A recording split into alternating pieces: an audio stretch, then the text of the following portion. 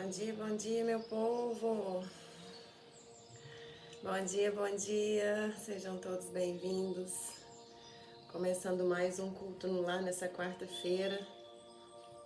Hoje com a casa cheia, a rua movimentada. Tem um domingo na minha quarta-feira, mas faz parte, né, gente? Inclusive hoje eu vou até deixar o som um pouco mais alto. Se atrapalhar e alguém estiver ouvindo, pode falar. Mas é porque lá fora tá um barulho muito grande, com os vizinhos e enfim. Então, para abafar um pouco esse barulho, vou deixar hoje o áudio um pouco mais alto, tá bom? E a gente entrou faltando um minutinho. Vamos cantar a música. Em noites calmas, sozinha em prece, minha alma pede a ti, Senhor.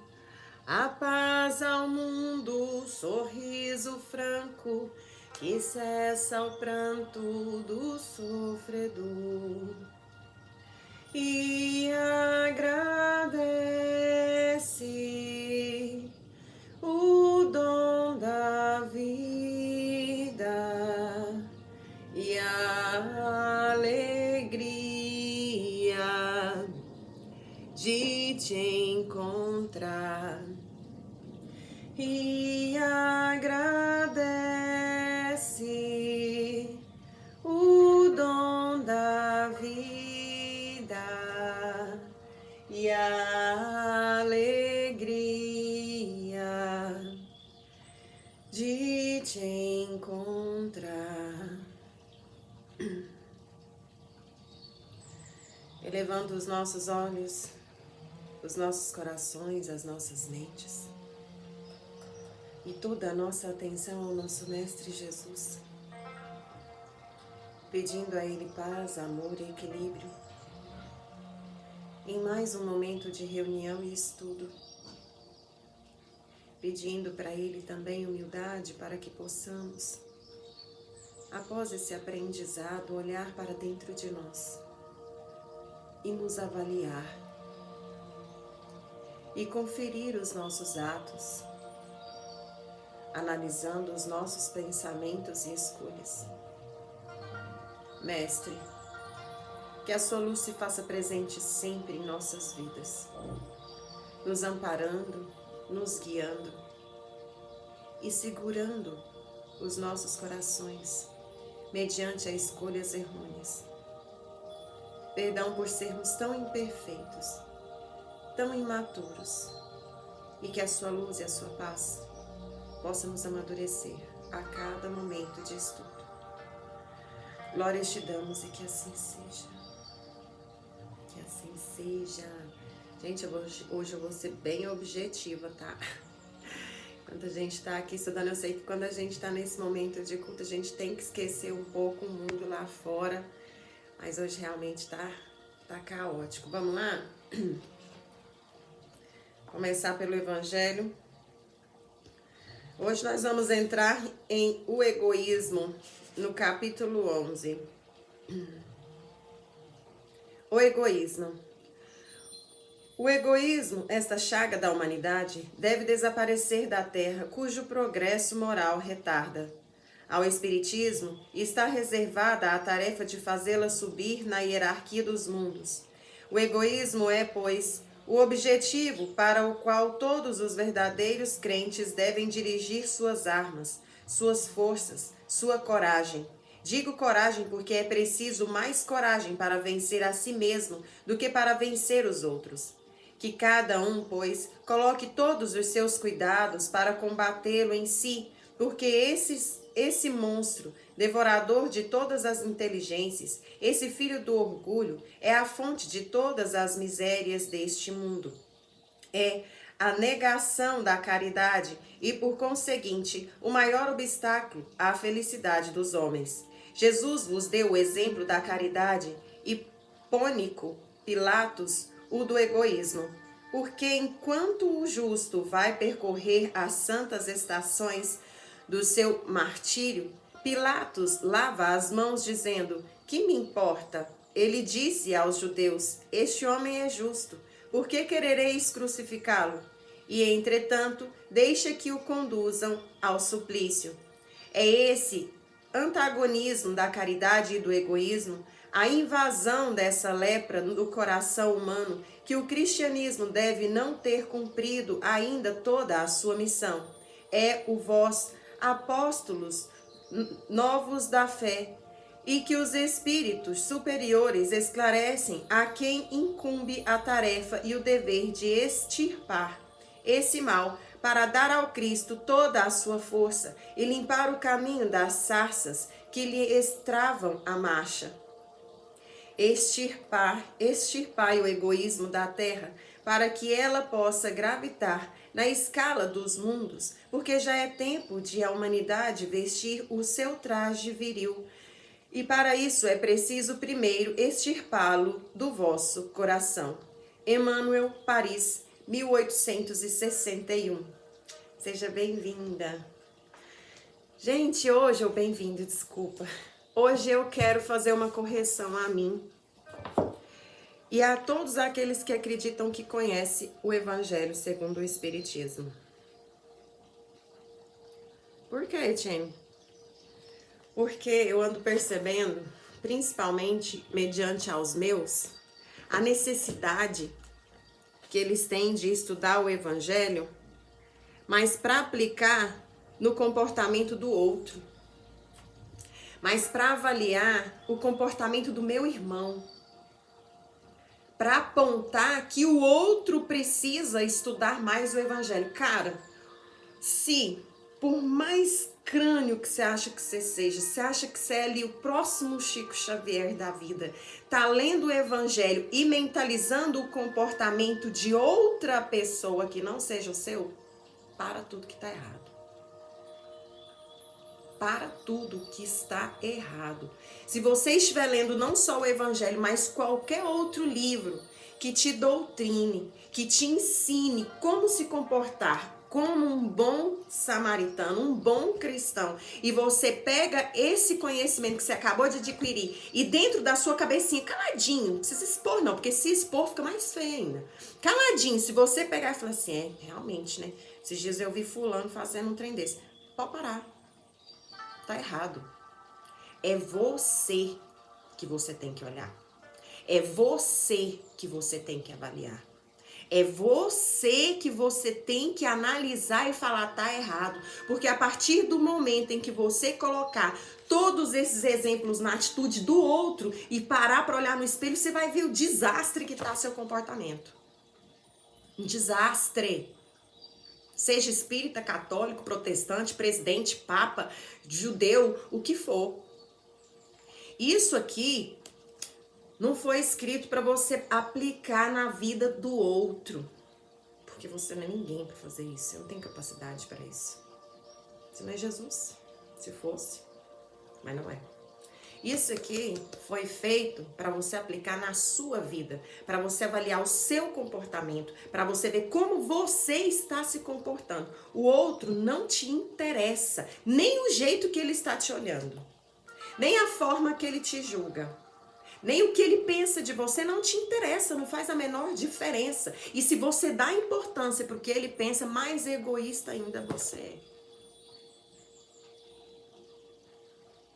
Egoísmo, gente, é um câncer. E muitas vezes ele está dentro de você, silencioso, assintomático, e te comendo por dentro. E você achando que tá linda, brilhando no mar das estrelas. Cuidado, cuidado. Se você só consegue ler, estudar, aprender e exemplificar com o erro dos outros, além de orgulhoso, prepotente e egocêntrico, você também é egoísta. Pensa nisso. Não existe leitura edificante que você vai estudar para analisar o comportamento de ninguém, a não ser o seu. E se você tem o hábito de fazer isso, cuidado, você não é um verdadeiro cristão. Por que você tá falando isso, Tiene? Porque eu tô vendo uma porrada de gente que, graças a Deus, começou a estudar evangelho. Fora os que já estudam há décadas, para não dizer eras.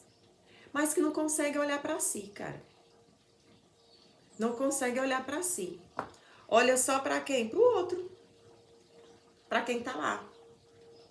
Ah, porque fulano. Ah, porque Beltrano. Ah, porque ciclano.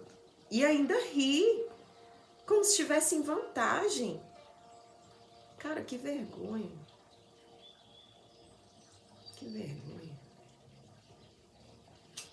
Vamos lá pro próximo? Ai, tia, hoje você tá chata. É, eu sou às vezes mesmo. Necessário.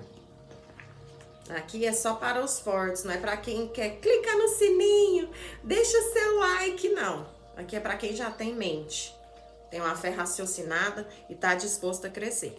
Beleza? Não precisa me seguir, não precisa me dar like, eu não tô afim de seguidores, não é isso que eu quero, não. Eu quero pessoas inteligentes, raciocinando, entendendo, compreendendo, porque esse trabalho aqui não é meu. Beleza? Agora se quer, ai, né, seguidores, não, pode ir lá pro próximo. Aqui é só para quem pensa mesmo, para quem tem uma visão macro, gigante e humildade. Porque quem não tem também, a gente não precisa não. Cada um tem seu tempo, a gente respeita. Se não é o seu, dá espaço para quem tá na hora. Vamos lá? Livro dos Espíritos, Possessos. No capítulo 9 também. Então, vamos lá. Pergunta de número 473. Um espírito pode momentaneamente revestir o envoltório de uma pessoa viva, quer dizer, se introduzir dentro de um corpo animado e agir em lugar daquele que se encontra aí encarnado? E os espíritos responderam: o espírito não entra em um corpo como entras em uma casa. Ele se afina com o espírito encarnado que tem os mesmos defeitos e as mesmas qualidades para agir conjuntamente. Mas é sempre o espírito encarnado que age como quer sobre a matéria da qual está revestido. O espírito não pode se substituir àquele que está encarnado, porque o espírito e o corpo estão ligados até o tempo marcado para o término da existência material. Então, como que funciona? O espírito, ele não vai vir e entrar dentro de você, não. Falar, igual aquele filme Ghost, né? Que a mulher tá sentada e entrou dentro dela. O espírito, ele vai se aproximar da sua irradiação, ali da sua aura, né? E aí, a hora que ele se aproxima, ele já tem esse controle sobre você. Tiene, ele me controla, se eu deixar, controla, como se fosse você. Só que quem te conhece vai ver que não é, né? Pergunta de número 474. Se não há possessão propriamente dita, quer dizer, coabitação de dois espíritos no mesmo corpo, a alma pode se encontrar na dependência de um outro espírito, de maneira a estar por ele subjugado ou obsedada, a ponto de que sua vontade esteja de alguma sorte paralisada? Sim, e esses são os verdadeiros possessos. Mas saiba que essa dominação não se faz jamais sem a participação daquele que a suporta, seja por sua fraqueza, seja por seu desejo. Tem-se tomado frequentemente por possessos os epilépticos ou os loucos, que têm mais necessidade de médico que de exorcismo. Então, gente, eu vou continuar aqui uma explicaçãozinha, mas só para que vocês entendam, não tem como um espírito se apossar do outro lá, seja bem-vindo sempre, se apossar do outro sem a permissão do cara que está sendo possesso, né? Seja na vibração, seja nos pensamentos. Então, se chega um espírito que não tem nenhuma, como é que eu vou te dizer? Nenhuma conexão energética, não tem nada a ver com a minha frequência, tá em outra vibe, ele não vai acessar meu corpo. Por quê? Porque a gente não conecta, a gente não tá na mesma frequência, né? Então vamos lá para a explicação. A palavra possesso, em seu sentido vulgar, supõe a existência de demônios, quer dizer, de uma categoria de seres de natureza má e a coabitação de um desses seres com a alma no corpo de um indivíduo. Posto que não há demônios nesse sentido e que dois espíritos não podem habitar simultaneamente o mesmo corpo, não há possessos segundo a ideia ligada a essa palavra. A palavra possesso não deve sim entender senão como a de pendência absoluta em que a alma pode se encontrar em relação ao espírito imperfeitos que a subjugam. Então é como se fosse uma subjugação, né? O espírito ele não entra dentro de você, ele se aproxima, encosta ali na sua aura, na sua irradiação, né? A partir deste momento, dessa conexão magnética dele próximo da sua irradiação, ele já começa o quê? A te subjugar. O que é subjugar, Etienne? Te comandar. Ele vai colocar pensamentos, vontades na sua cabeça. Isso tudo é o que a gente estudou ali atrás, vocês lembram? Que a gente estava estudando o porquê que o espírito se conecta. Ele só se conecta se a gente tiver as mesmas vontades, os mesmos desejos, os mesmos valores, os mesmos vícios, as mesmas paixões, né? Então, quando eu tenho esses mesmos desejos, esses mesmos tudos, o espírito também, eu sinto ali uma presençazinha, não me importa, acho até interessante, né? E deixo o processo rolar. Com o passar do tempo, o que vai acontecer? Eu serei subjugada. Eu começarei a agir de acordo com o que o espírito vai falando para mim. Isso já é o processo de obsessão, né? E a partir desse processo de obsessão que vai ficando crônico, o que acontece? Vira a possessão. Ah, e o espírito entrou dentro de mim? Não, o espírito não entrou dentro de mim. Ele só tem mais facilidade de se conectar a mim e fazer com que eu faça tudo aquilo que ele quer. Seja fumar, seja beber, seja roubar, seja sequestrar, seja, entendeu? Qualquer coisa. Ai, Etienne, então eu vi um caso esses dias que o cara disse que cometeu aquelas atrocidades porque tinha um bicho lá, né, pra não falar aquela palavra feia, que mandou ele fazer. Então isso é verdade? Pode ser. Não é impossível. Só que ele ouviu porque quis, né? Quantas vezes você não tá ali na beira do precipício, aí você escuta um anjinho e fala, pula, e o outro, ai, não pula não, que você vai cair, vai morrer. Aí o outro, ai, vai, pula, só pra você sentir como é que é. Ele, não pula não, tá doido, você vai morrer. Ai, vai, pula, larga de ser idiota. Então é só você ouvir quem você quer ouvir, né? Aquele que se assimila mais com os seus valores, com as suas ideias. Pergunta de número 475. Pode, por si mesmo, afastar os maus espíritos e se libertar de sua dominação? E os espíritos respondem, pode-se sempre sacudir um jugo, quando se tem vontade firme. Então, quando você está disposto a fazer essa reforma íntima, igual aquele leve sapo, né, que eu dei ali no início, com a leitura do evangelho, parar de olhar para o outro, aplicar o evangelho em você, ai, o mundo não sei o que, o ser humano não sei o que, a pessoa não sei o que, ai, olha para você. A partir do momento em que você começar a ser diferente, o seu mundo ao redor totalmente muda. Se as pessoas ao seu redor estão te incomodando, a culpa é sua. Olha para você. Se avalia. Se julga. O outro, cabe a ele fazer isso. E automaticamente o seu mundo muda. Ah, então se eu mudar, fizer uma reforma íntima, aquele espírito que estava querendo me possuir vai embora. Vai, aí vai cansar, vai falar, não dou conta mais de acessar a cabeça dessa criatura aqui.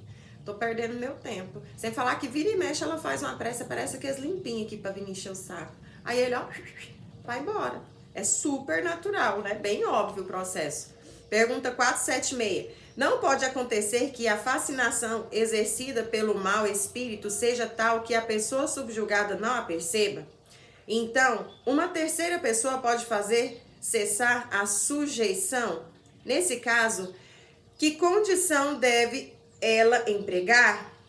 E os espíritos respondem, se é um homem de bem, sua vontade pode ajudar apelando pelo concurso dos bons espíritos, porque quanto mais se é um homem de bem, mais se tem poder sobre os espíritos imperfeitos para afastar e sobre os espíritos bons para os atrair. Entretanto, seria incapaz de aquele que está subjugado não consentir nisso. Existem pessoas que se alegram em uma dependência que agrada aos seus gostos e aos seus desejos. Em todos os casos, aquele cujo coração não é puro não pode ter nenhuma influência. Os bons espíritos o abandonam e os maus não o temem. Então, é aquilo que eu acabei de te dizer. Ah, eu tô, vamos supor, tô aqui possuída. Ai, chama um exorcista aí que a fulana tá passando mal aqui de novo. Aí o exorcista chega. O cara crânio, saco de tudo, experiente, tem uma bagagem de conhecimento gigantesca, já fez isso 1000 vezes. Chega lá, puf, Não deu certo. Uai, por quê? Porque a pessoa que está nesse processo de possessão não quer. Então, se ela não quiser fazer essa reforma íntima dentro dela, igual eu falei agora, a tia chata, pode ser o Papa João Paulo II saindo ali, ó, do seu processo de desenlace para vir fazer exorcismo, que não vai dar certo. A pessoa ela tem que querer, ela tem que fazer por onde. Porque senão o espírito ele vai se conectar, ele vai ficar rindo. Aí eles ainda falam que tem pessoas que sentem prazer nesse processo. Por quê? Porque chama atenção. Nossa, vira mártir. É o ego ali, ó, falando. E o que que um espírito obsessor quer? Uai, é ego, gente. Ele quer isso mesmo. É um espírito egocêntrico, gosta de chamar atenção, gosta de aparecer. Não pode ver uma câmera que tá sapitucando. Ai, tira foto, tira foto. Ai, é lógico que ele vai gostar do processo, né? Então vamos lá, pergunta 477. As fórmulas de exorcismo têm alguma eficácia sobre os maus espíritos? E os espíritos respondem: não, quando esses espíritos veem alguém tomar a coisa a sério, riem e se obstinam. Que é o que eu acabei de dizer, né? Chega numa situação de exorcismo que a pessoa não quer, ou muitas vezes a pessoa que está exorcizando também não leva o processo a sério, tá ali falando só da boca para fora. Ah, eu falo em línguas. O que você fala? Rita lá, balaba, xaleleia, xalulu, xalalá, e não sabe nem o que tá falando. Cara, o espírito que tá possuindo vai dar trela de rir. Vai passar mal, vai comprar um Big Mac ali na promoção, batata frita e coque, vai dar trela com mente assistindo de carteirinha, como se fosse um cinema. Então, gente, fé, reforma íntima, controlar seus pensamentos, suas escolhas e, acima de tudo, os seus atos. Porque se você não controlar os seus pensamentos e as suas escolhas, os seus atos, cara, melhor nem dizer, né? É a materialização daquele pensamento torto. Pensa que beleza. Pergunta de número 478. Há pessoas animadas, de boas intenções e que não são menos obsedadas? Qual é o melhor meio de se livrar dos espíritos obsessores? E os espíritos superiores respondem: cansar a sua paciência. Não tomar conhecimento de suas sugestões. Mostrar-lhes que perdem seu tempo. Então, quando veem que não tem nada a fazer, eles se vão, né? Que é aquele trem de, ai, eu acho que tem uns espíritos aqui que tá me atrapalhando, ai, eu acho que eu tô sendo obsediada, ai, sabe o que acontece quando eu durmo? Eu vejo que meu quarto tá cheio de coisa, ai, cara, melhora sua faixa vibratória, seus sentimentos, pensamentos em relação aos outros, ou em relação a você mesmo, porque tem gente que se subjuga, né? E faz mal do mesmo jeito. Então, pensamento, gente, é vida. O dia que vocês entenderem que tudo o que você pensa vira matéria, tudo o que você maquina aqui dentro, ele se concretiza, vocês vão tomar muito mais cuidado com o que vocês pensam. E se a sua vida tá complicada, olha o que você tá pensando. A seu respeito e a respeito do outro. Pensamento é vida. Vida, vida viva, tá? Vamos lá, próximo. Deixa eu ver se é o próximo e último ou se é só o próximo. Próximo e não último. Pergunta 479. A prece é um meio eficaz para curar a obsessão? E os espíritos superiores respondem: a prece é um poderoso socorro em tudo, mas, crede bem, não basta murmurar algumas palavras para obter o que se deseja. Deus assiste àqueles que agem e não àqueles que se limitam a pedir. É necessário, pois, que o obsidiado faça o seu turno, aquilo que é necessário para destruir em si mesmo a causa que atrai os maus espíritos. Ou seja, não adianta você chegar numa situação complicada, difícil, nunca teve conexão com o alto, e com certeza, provavelmente, quando a sua dificuldade passar, você não voltará a ter contato com o alto. Aí apertou o trem, você fica assim: ai meu Deus, Pai nosso que estais nos céus, Ave Maria, que todos os filhos dos santos creem em Deus Pai Todo-Poderoso. Ó santo que vinha mesmo que andasse pelo vale da sombra da morte, eu não temeria mal algum, amém. Não, cara, não existe isso. Primeiro, essas preces repetidas, elas estão aí para nos ensinar, né? Não é para você fazer só elas a vida inteira, não. É para te ensinar o caminho, né? Pai nosso, pessoa com quem eu vou falar, que estás aonde? Lá no céu, ele é superior a mim, ele é meu pai, ele que me criou. Santificado seja o vosso nome, pois sois onipotente, onipresente, unitudo. Venha a nós no vosso reino, que nós somos pequenininhos, então ele é que tem que vir, né? Que seja feita a vossa vontade, porque eu não sei de nada, eu sou um pobre coitado, verme do cocô do cavalo do bandido. Você entendeu? Então é só para você aprender. Depois que você aprendeu, o que você vai fazer? Você vai começar a ter um tete a tete ali, né? Com o cara mesmo, um cara lá de cima. Igual a Xuxa falava. Por quê? Porque ele passa a ser seu brother, seu amigo, seu confidente, seu parceiro. E se você não tem esse sentimento de confidente, de parceiro, de meu pai, eu preciso falar com o senhor, dá uma sentada aqui. Você não tem esse sentimento que sai lá de dentro, a sua prece é só lorotinha. Ela vai bater no teto da sua casa e vai voltar tudo. Agora, quando você tem aquele sentimento que você fala como se você estivesse falando com um brother, você chora, você fala, não, mas não pode ser assim, não, sei que eu não sei de nada, mas, pô, Senhor, não sei o que, não sei o que. Tem sentimento, tá saindo do coração, chega, sufoca, parece que eu vou explodir. É isso.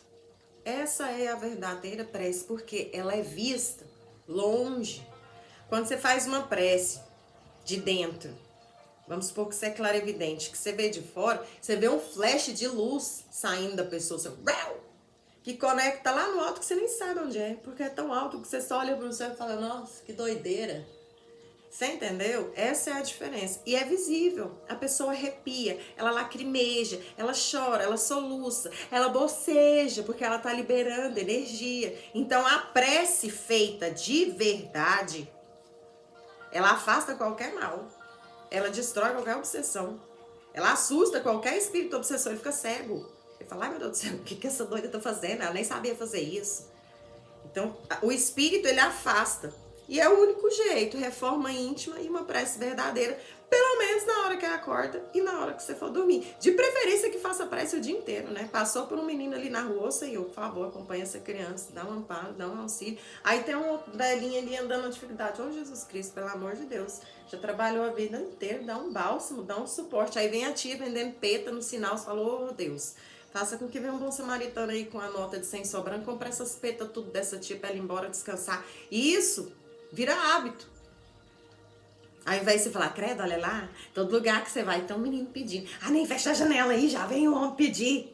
Aí depois vem falar que é uma pessoa de bom coração. Ah, me ajuda. Bora pra última.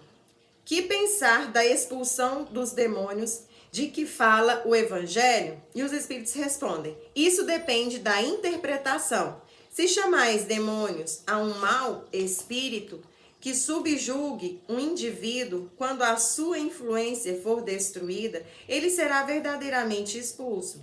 Se atribuis uma doença ao demônio, quando houverdes curado as doenças, direis também que expulsartes o demônio. Uma coisa pode ser verdadeira ou falsa, segundo o sentido que se der às palavras. As maiores verdades podem parecer absurdas quando não se olha senão a forma e quando se toma a alegoria pela realidade. Compreendei bem isso e o guardai, pois é de uma aplicação geral, né? Não achar que tudo que acontece com você é culpa de um espírito maligno, né? É culpa sua, mesmo que um espírito maligno esteja ali. Então, vamos parar de ilustrar os nossos maus hábitos, as nossas más atitudes, os nossos péssimos pensamentos. Porque quando a gente fala, ai meu Deus, estou sendo obsediada, que massaginha no meu ego, sabe, tá tão difícil pra mim, cara, tá, melhora seus pensamentos. Sabe por que eu tô falando isso? Gente, eu passo por isso. Eu passo por isso, sou médium de efeito físico e ai de mim se não vigiar meus pensamentos. Meus copos quebram, meus pratos caem. Então, vamos lá. Parar de culpar o outro, assumir seus erros, seus pensamentos e parar de ilustrar a dor como se você fosse assim, ó, um mártir do mundo. Ai, tá tão difícil. Ai, eu sou assim e o mundo é assado. Tá bom. Dá uma olhada no espelho, tá? Vamos lá, então? Nosso tapa na cara semanal? Vamos de sugestões oportunas. Quer café? Vou pegar um golinho aqui.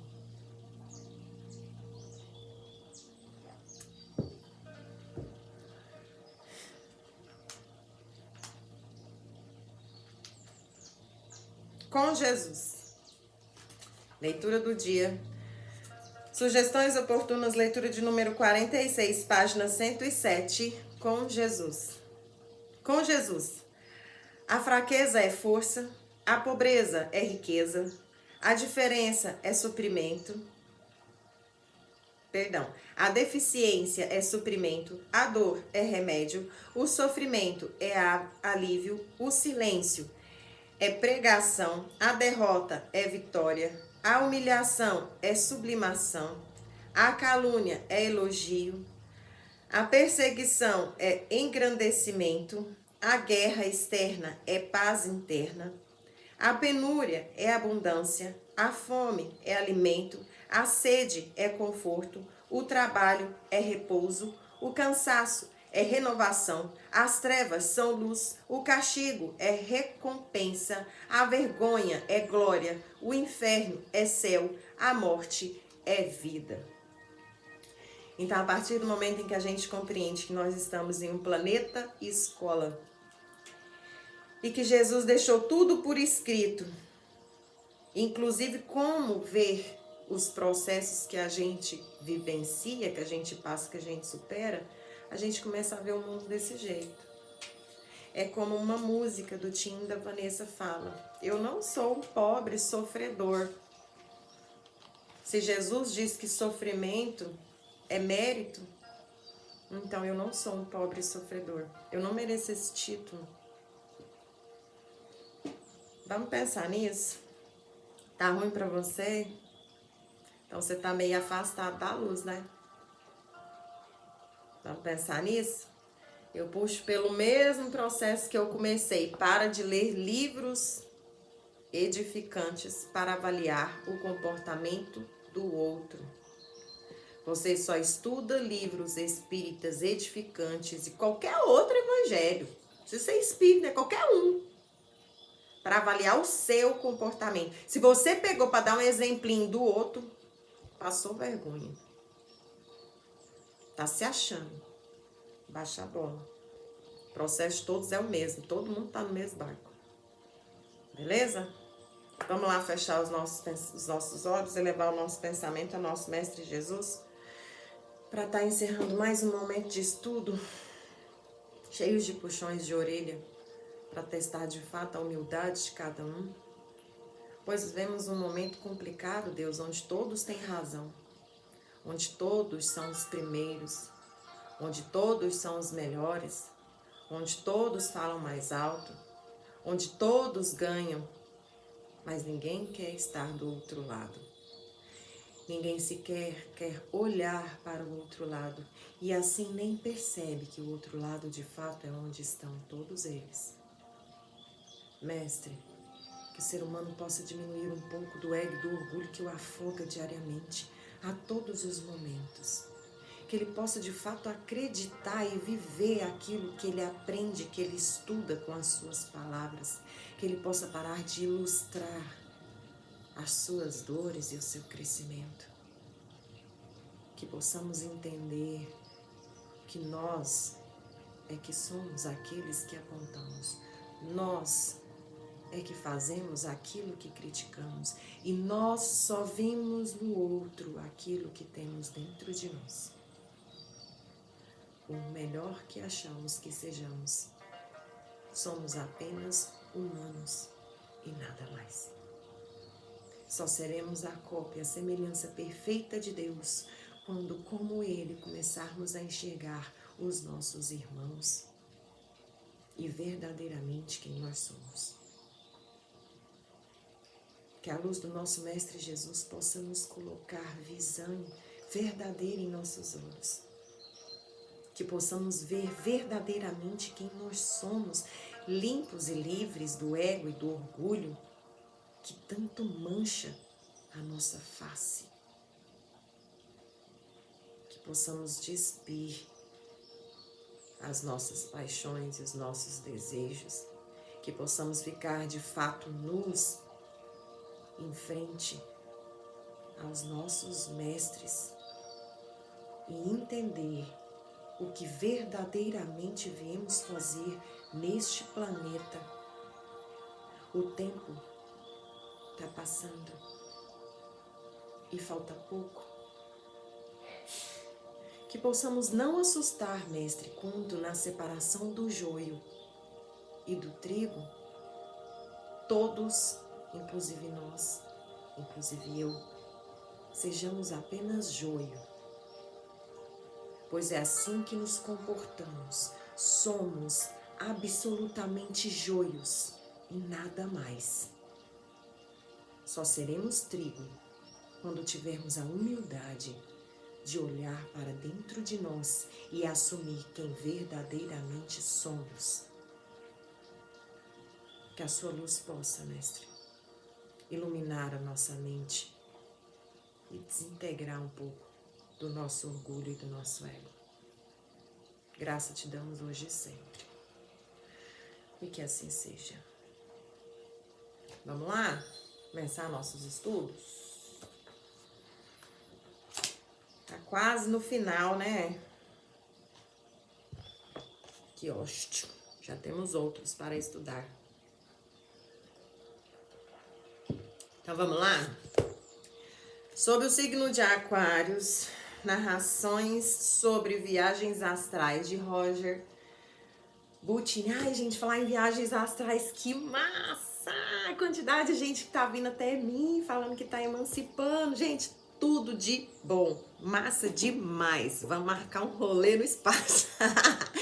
E o mais interessante é que não é só a galera do espiritualismo, do espiritismo. Tem gente evangélica, né? Gente protestante, católica passando por isso. É top demais, gente. Pra vocês entenderem que é independente. Aê, tava esperando, né?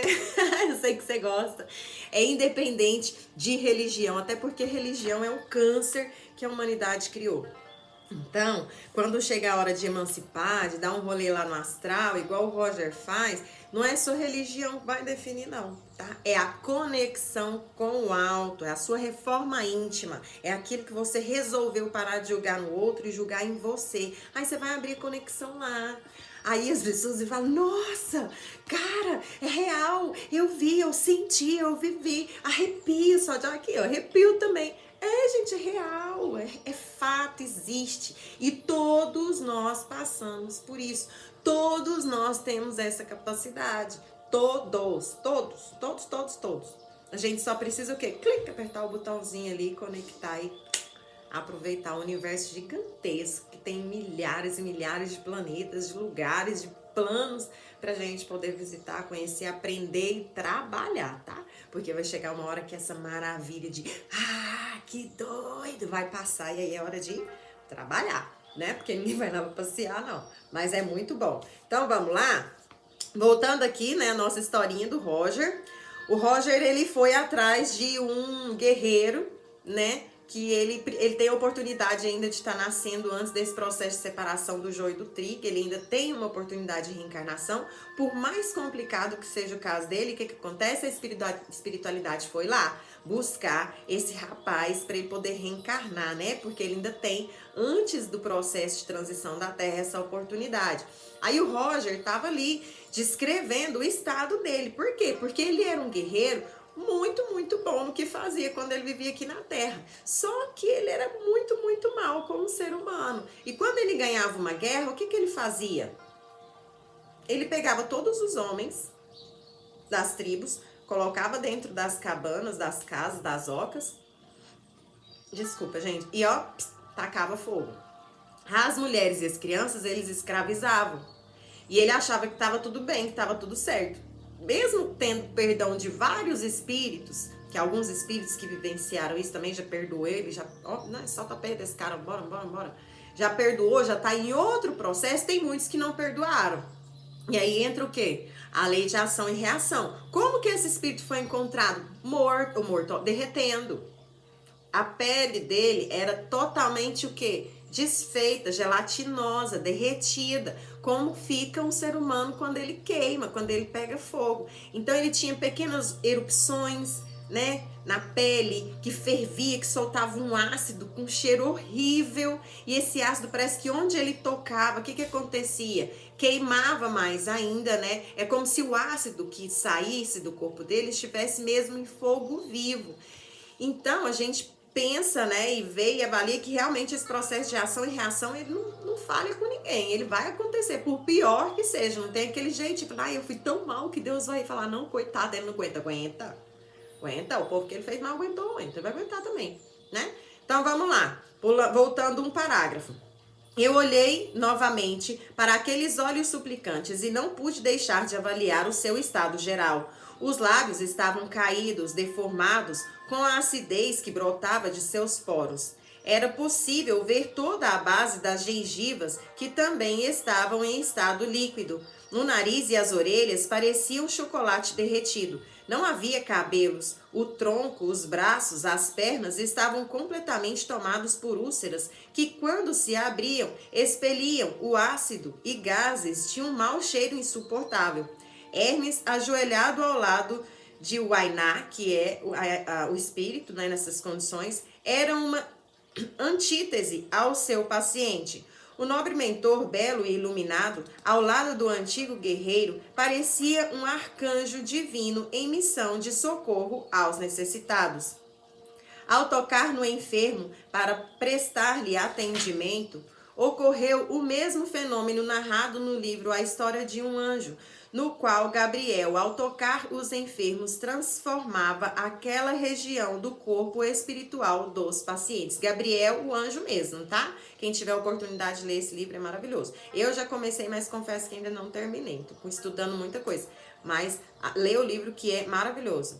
Transformava aquela região do corpo espiritual dos pacientes. O nobre mentor, ao segurar a mão de Wainá, transformou todo o braço esquerdo do guerreiro, inclusive os dedos que estavam unidos devido ao processo de liquefação,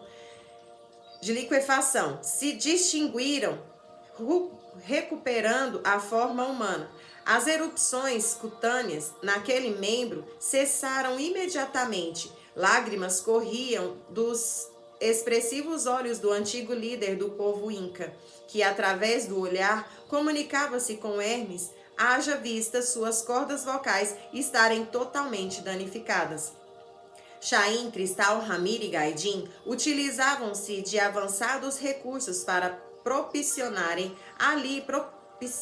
alívio ao paciente. Em questão de poucos minutos, Wainá respirava pausadamente e as arritmias cardíacas cessaram. Hermes, com imenso amor, disse: querido irmão, o prazo purgatorial está se encerrando. Agradeça a Deus pelo momento chegado onde poderás, através de nova encarnação no mundo